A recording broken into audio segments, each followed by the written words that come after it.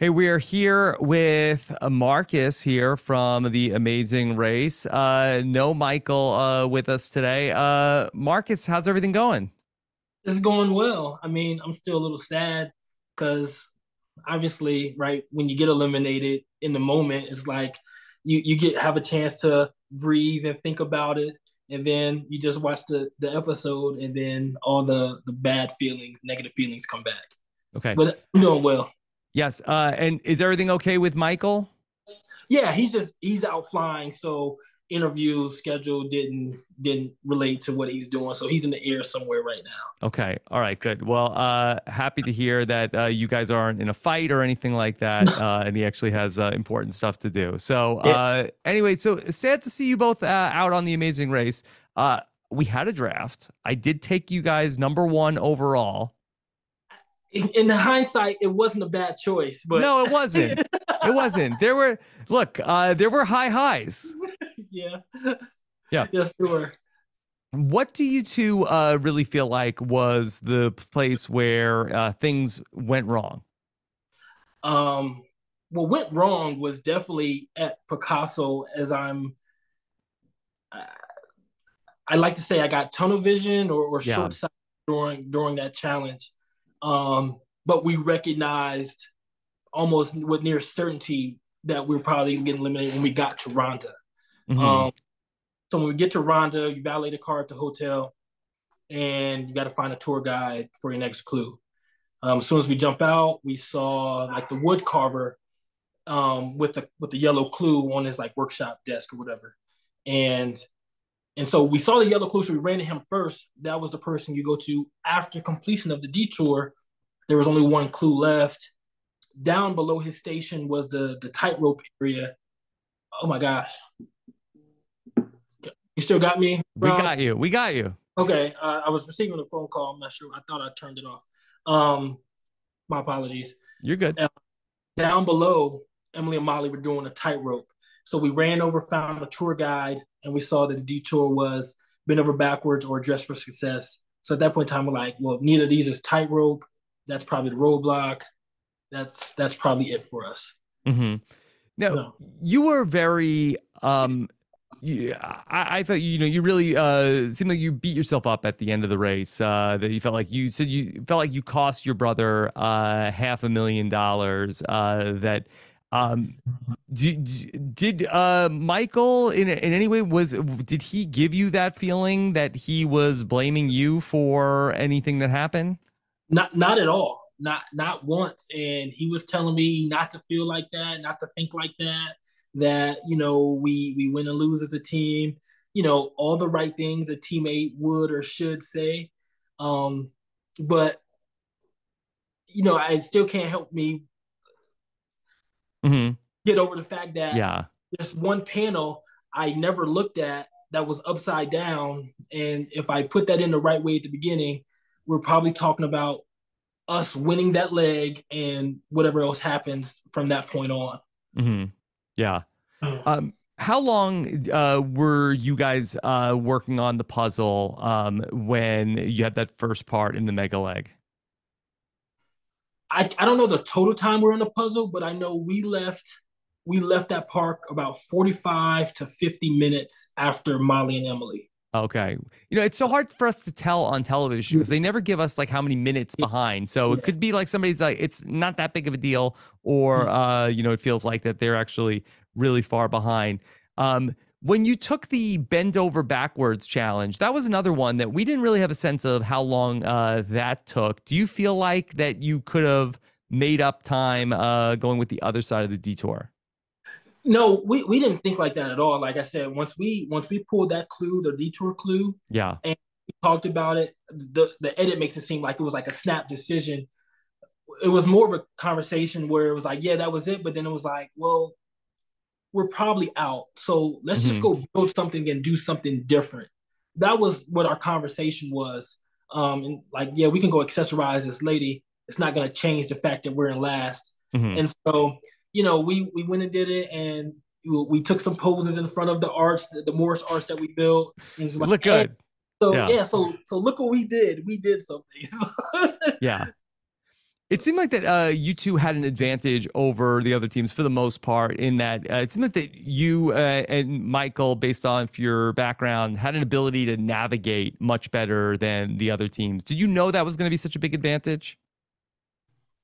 Looking at the second half of season 33, we were certain that would come to play because it was all self driving, and plus even when we started, they told us it was going to be a lot of you're on your own in cars. There's going to be briefs almost every leg, with the driving rules in each country. So at that time, though, at the beginning, we didn't know we were going to get maps. Like most of the legs, they provided maps. I'm like, you know, a little braggy moment. Like when I was in elementary school, I was in some contest or competition called Science Olympiad, and one of the things in that was map reading. I won Yeah. first place in this thing when I was in first grade. So I've been doing map reading You're a stuff natural. since before even the military. Yeah. So I recognize like, okay, this is a place where we're gonna, probably be superior to other teams. I thought that you and Michael and Emily and Molly had such an interesting relationship on the race. You were the two teams that were siblings, and it seemed like that you were almost always together. When you and Michael were at the front of the pack, they were at the front of the pack. Then you two were in the back of the pack, they were in the back of the pack. Was there some sort of like a frenemy relationship with Emily and Molly? It never got to the enemy part of frenemy. So it was more of a loose alliance. And so watching the season, social media, all the podcasts, and everybody thought we had this rivalry. That was never the case. I think there were other teams who were more like public about working with another team. And so for us, with us to include Emily and Molly, it was like they're kind of in an alliance. And so I think it was like, well, let's work together. And so it really started after Italy. And so when Petra, the morning of, was like, hey, we're in first and second. Let's do, if we can't help each other to stay top two, let's help each other if we can. And that continued on the next few legs from Petra to Amman. We ran together the whole time to the bookstore, to the detour. And what was after that? In Dom, we planned the route out. So one thing we tried to do, even with Molly and Emily, was we tried not to stop anywhere and ask for directions if we had a map.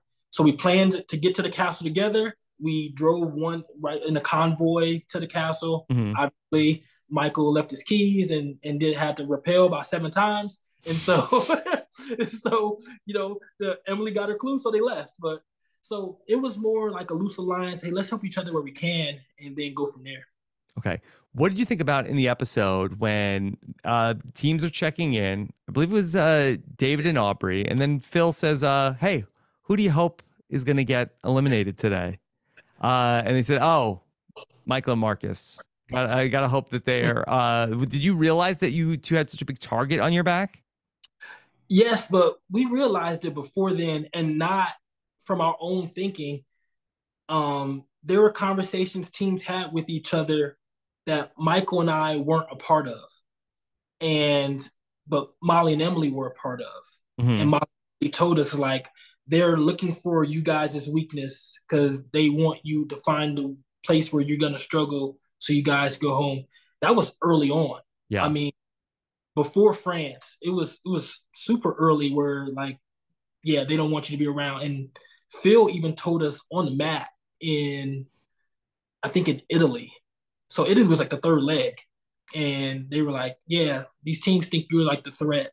And so, yeah. So we knew about it way before then. Yeah. Did you feel that other teams were maybe more than just hoping that you two would come in last? 100%. 100%. Yeah. Like with no U-turns, it was like little that any team can do about it. Yeah. But like blatantly saying things out loud to try to find out what the weakness, if any, is. And I mean, we have weaknesses, but it wasn't what they thought they were. Mm-hmm. So what did they think they were?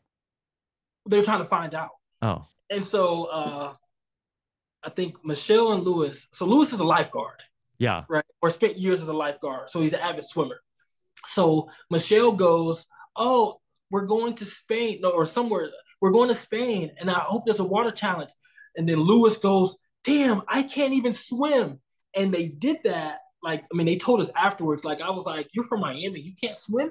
I'm like, "That Hmm. doesn't make sense." But what Michelle told us later on, they were looking for our reaction to say, "Oh, we can't swim either," but Yeah. we can. So, Yeah. so they did that with a few other different examples. Like, Wow. what is your weakness?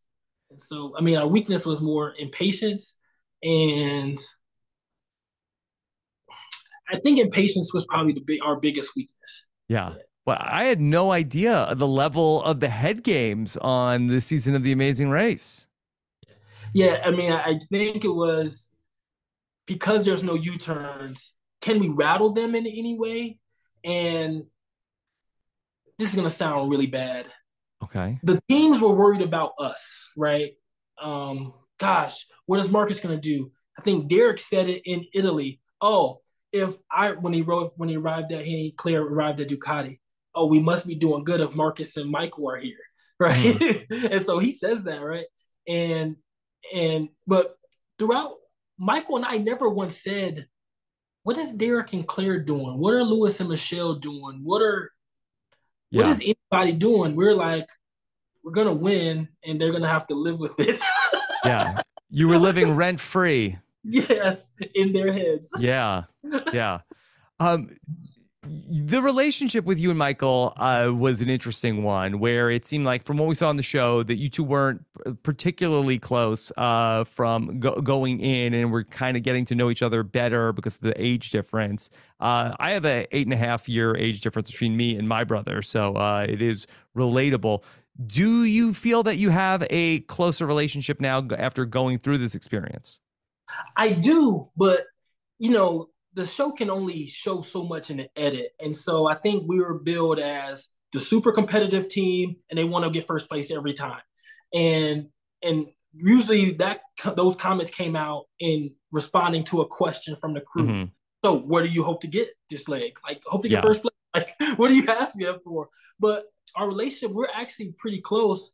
And there are things that I guess for the sake of the show, we needed to learn about each other probably sooner than later Hmm.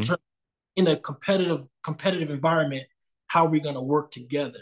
But but we are closer, and you know, Michael's my guy, and it started like yeah, we're 8 years difference, but Yeah. when he was younger, like I coached him in all like the little league sports. Um, I taught him to drive stick when he was 12 years old, Hmm. and I taught him how to 12 ride a years motorcycle. old. Yes. So so when Well, look at him now. He's I flying a plane. yes, I was hoping to drive stick every leg. I Yeah. was I was I told him how to ride a motorcycle when he was 13. The Um Ducati. it was a Suzuki at the time. Yeah. But I wouldn't take mine apart either, by the way. the thing is when you get that clue, right? Who wants to take a break? We're at the Ducati factory. One, Ducati has like 1,000 bikes. So I don't know what's going to be my bike. Hmm. Um, and also, you don't know the level of what they want you to work on. Right. So the things with the panels and the tires, like yes, that level of things I do on my bike. Oh, Um, okay. yeah. So, but anything like we're talking about transmission work or clutch work or engine work, absolutely not. So it's going to the shop. Yeah. Okay. Well, Marcus, I know you got to run. Thank you for making time to catch up today. Really cool to hear about your experience. All the best to Michael as well. And thank you so much for taking the time to talk. No, thanks, Rob, for having me. All right. Take care. Bye. All right,